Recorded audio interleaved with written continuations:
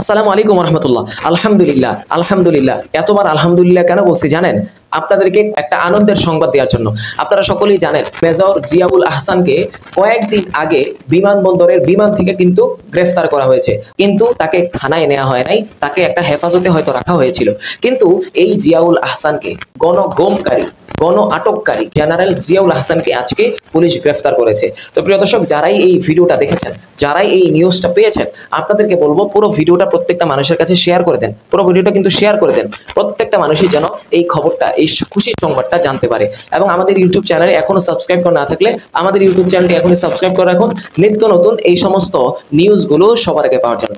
সম্মানিত দর্শক, এই মেজর জিয়াউল আহসানকে নিয়ে বাংলাদেশের স্বনামধন্য আলেম হারুন ইসা সাহেব তিনি একটা পোস্ট করেছেন।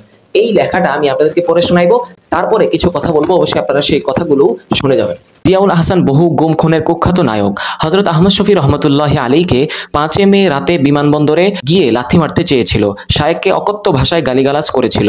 আরেকজন 75 বয়সের বড় আলেমকে 10 সালে বিদ্যুৎ শর্ট দিতে দিতে বলেছিল তোর ফাঁসি হবে। সে শাপলা ট্র্যাজেডির এক বড় নায়ক, ওর কুকীর্তি লিস্ট দীর্ঘ।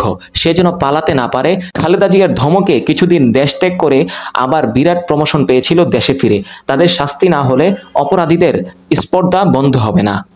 সম্মানিত দর্শক শ্রোতা মণ্ডলী, আপনারা হারুন ইসা সাহেবের এই পোস্টটা পড়েছেন, এই পোস্টটা দেখেছেন যে উনি কি লিখেছেন। এই মেজর জিয়াউল আহসান যত গুম হয়েছে বাংলাদেশের মধ্যে, যত বড় বড় মানুষকে গুম করা হয়েছে, এই মেজর জিয়াউল আহসানই কিন্তু তার প্রধান কারণ।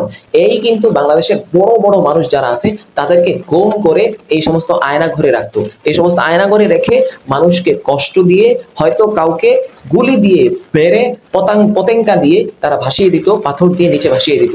এবং এই মেজর জিয়াউল আহসানে কিন্তু হেফাজতে ইসলাম বাংলাদেশের গণসমাবেশ যেদিন হয়েছিল, হেফাজতের সেই কালো রাতে এই মেজর জিয়াউল আহসানই কিন্তু গুলি চালিয়েছে মানুষদেরকে দিয়ে। এবং এই মেজর জিয়াউল আহসানের কথাই কিন্তু সেই হেফাজতে ইসলামের কালো রাত তৈরি হয়েছে।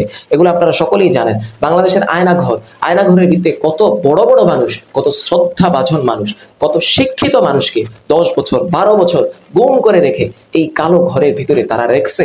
এই মেজর জিয়াউল আহসান সেই রাখছে, তার কথাই মানুষ এইভাবে তাদেরকে গ্রেফতার করছে এবং তাদেরকে গুম করে খানা দিত না, পানি দিত না, তাদেরকে গুম করে এইভাবে কষ্ট দিয়ে এই সমস্ত শ্রদ্ধাভাজন মানুষকে, শিক্ষিত মানুষকে সে এইভাবে রাখছে। এখন আপনাদের কি মন্তব্য? অবশ্যই আপনারা আপনাদের মূল্যবান মতামত কিন্তু কমেন্ট বক্সে জানিয়ে যাবেন। এই মেজর জিয়াউল আহসান তাকে যে গ্রেফতার করেছে পুলিশ, এখানে কি শুধু গ্রেফতারের মধ্যেই সীমাবদ্ধ থাকবে, নাকি এই মেজর জিয়াউল আহসানের দৃষ্টান্তমূলক শাস্তি আপনারা চান? নাকি আপনারা চান পুলিশ আমাদের কাছে ছেড়ে দেখ, তার বিচার আমরা করব, গাছের ভিতরে তাকে ঝুলিয়ে গণপিটুনি দিব, প্রত্যেকটা মানুষ যাবে এক একটা করে বাড়ি দিবে এবং সে তার কৃতকর্মের ফল দুনিয়াতেই ভোগ করবে? এটা যদি আপনারা চান অবশ্যই কমেন্ট করবেন। আর যদি অন্য কিছু চান, যদি তার ফাঁসি চান এবং দৃষ্টান্তমূলক শাস্তি চান, অবশ্যই আপনারা তাও কমেন্ট বক্সে জানিয়ে দেবেন। আজকের ভিডিওটা শেয়ার করে দেন, প্রত্যেকটা মানুষই যেন আজকের এই ভিডিওটা সম্পর্কে জানতে পারে। মেজর জিয়াউল আহসানকে যে গ্রেফতার করা হয়েছে সেটা যেন জানতে পারে এবং প্রত্যেকটা মানুষ দিলের আত্মার প্রশান্তি নিতে পারে এই ভিডিওটা দেখে। সকলেই ভালো থাকবেন। আজকের ভিডিওটা শেয়ার করে দিবেন। আপনার একটি শেয়ার, আপনার একটি সাবস্ক্রাইব, আপনার একটি লাইক, একটি কমেন্ট আমাকে পরবর্তী ভিডিও বানাতে অনেক অনেক উৎসাহিত করে। সকলেই ভালো থাকবেন। পরবর্তী ভিডিও রাখ পর্যন্ত আসসালামু আলাইকুম।